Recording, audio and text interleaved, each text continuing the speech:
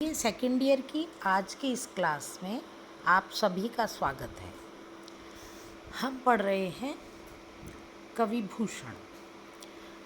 आज के इस लेक्चर में हम कवि भूषण के छत्रसाल पराक्रम शीर्षक से 2 पद लिए गए हैं, उनका सार पढ़ेंगे और समझेंगे।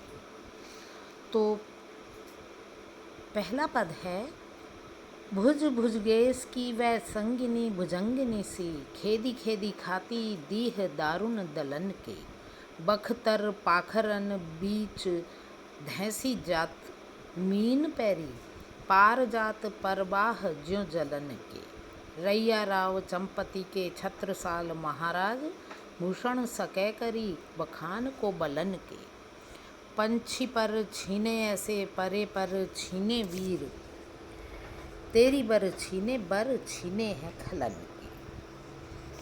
तो ये है उनका छत्रसाल पराक्रम शीर्षक से लिया गया पहला पद। अब हम इसका अर्थ करेंगे। चंपत राय के सुपुत्र छत्रसाल के पराक्रम का वर्णन करते हुए कवि भूषण कहते हैं कि छत्रसाल की बर्छी बहुत ही मारक है। कवि कहते हैं कि राजा छत्रसाल अत्यंत वीर और पराक्रमी हैं, और जैसे वे वीर और पराक्रमी हैं उनकी बर्छी भी वैसे ही गुणों से युक्त है। कवि कहते हैं कि जिस तरह से शेषनाग पर नागिन के साथ शेषनाग कुंडली मार के बैठता है, ठीक वैसे ही राजा छत्रसाल की बर्छी भी सदैव कुंडली मार के उनके साथ रहती है। जैसे सर्प शेषनाग के साथ नागिन कुंडली मार के रहती है, उसी तरह से छत्रसाल की बर्छी भी सदैव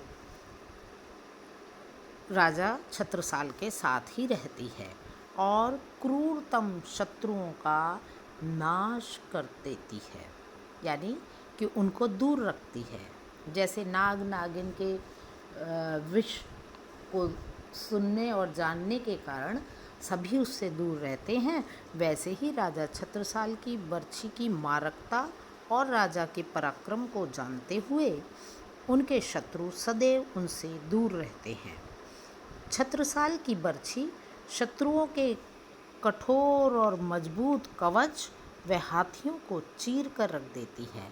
जैसे कोई मछली, कवि कहते हैं कि जिस तरह से कोई मछली पानी की विपरीत धार में भी सहजता से तैर लेती है, राजा छत्रसाल की बर्छी भी बख्तर आदि को सहजतापूर्वक नष्ट कर देती है।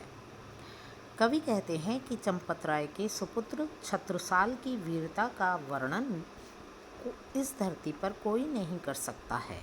उन्होंने जिस तरह से पर कट जाने पर पक्षी धरती पर असहाय होकर गिर पड़ता है, ठीक वैसे ही राजा छत्रसाल ने अपने शत्रुओं की प्रबल वीरता को खंडित कर दिया है।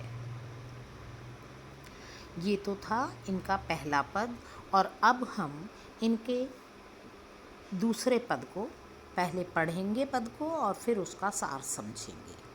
राजत अखंड तेज राजत सुजस बड़ो, गाजत गयंद दिग्गज हिय साल को, जाहि के प्रताप सो मलीन आफताब होत, ताप तजी दुज्जन करत बहु ख्याल को, साज सजी गज तुरी पैदर कतार दिने, भूषण भनत ऐसो दीन प्रतिपाल को, आन राव राजा एक मन में न लाऊ अब, साहू को सराहो कै सराहो छत्रसाल। तो पुनः छत्रसाल के पराक्रम की सराहना करते हुए पन्ना नरेश छत्रसाल के प्रजा के प्रति व्यवहार व शौर्य वर्णन को अखंड तेज सा उनकी कीर्ति चारों ओर फैली हुई है। यानी कि पन्ना नरेश राजा छत्रसाल, उनका व्यवहार और उनके शौर्य का वर्णन अखंड तेज की भांति उनकी कीर्ति चारों ओर अथवा दूर दूर तक फैली हुई है। जिनकी सेना और हाथियों के चीत्कार से चारों दिशाओं के राजाओं के दिल दहलते हैं। इनके प्रताप से विधर्मियों के चेहरे बेरौनक हो जाते हैं। ऐसा राजा जो ब्राह्मणों के कष्ट हर उनकी चिंता करता है, यानी कि प्रत्येक कष्ट की चिंता करता है, जो सदैव सुसज्जित सेना, पैदल सिपाहियों सहित प्रजा की रक्षा के लिए सदैव तत्पर रहता है, ऐसे छत्रसाल को छोड़कर भूषण कवि अन्य राजा का सम्मान कैसे देख सकते हैं। अर्थात वीर और पराक्रमी, महावीर और महापराक्रमी राजा छत्रसाल के अतिरिक्त कवि भूषण किसी अन्य राजा के सम्मान को देख ही नहीं सकते।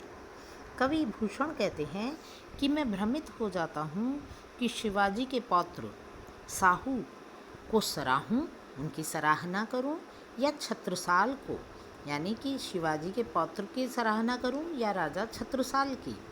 दोनों में तुलना नहीं की जा सकती। दोनों अपने अपने क्षेत्र में अप्रतिम हैं, दोनों की कोई तुलना नहीं है। तो ये था आज का लेक्चर, जिसका शीर्षक था छत्रसाल पराक्रम। इसमें 2 पद लिए गए थे और दोनों को मैंने उसका सार दोनों पदों का मैंने आपको समझा दिया है। उम्मीद है आज का लेक्चर पसंद आया होगा।